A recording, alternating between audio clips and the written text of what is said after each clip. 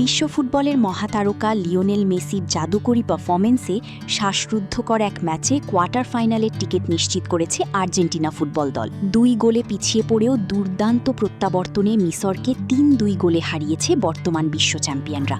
মাঠের সেই রোমাঞ্চ আর উন্মাদনা ছড়িয়ে পড়েছে বিশ্বের নানা প্রান্তে থাকা আর্জেন্টাইন সমর্থকদের মধ্যেও। এই জয়ে উচ্ছ্বাসে মেতেছেন বাংলাদেশের বিনোদন অঙ্গনের তারকারাও। তাদেরই একজন জনপ্রিয় চিত্রনায়িকা পূর্ণিমা। বরাবরই আর্জেন্টিনার সমর্থক হিসেবে পরিচিত এই চিত্রনায়িকা প্রিয় দলের জয়ে এবং মেসির দুর্দান্ত পারফরমেন্সে নিজের আনন্দ ও উচ্ছ্বাস শেয়ার করেছেন সামাজিক মাধ্যমে।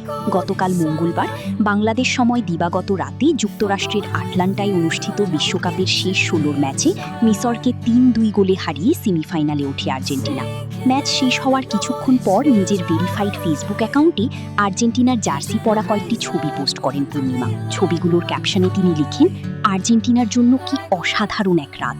পূর্ণিমা তার ফেসবুকে আরও লিখেছেন, যখন পুরো বিশ্ব ভেবেছিল সব শেষ, তখনই মেসি ও তার সহযোদ্ধারা দেখালেন সত্যিকারের চ্যাম্পিয়নরা কখনো হাল ছাড়ে না। সাহস, আবেগ আর বিশ্বাসে ভর করে তারা অবিশ্বাস্যভাবে ম্যাচে ফিরে এসে ইতিহাস গড়েছে।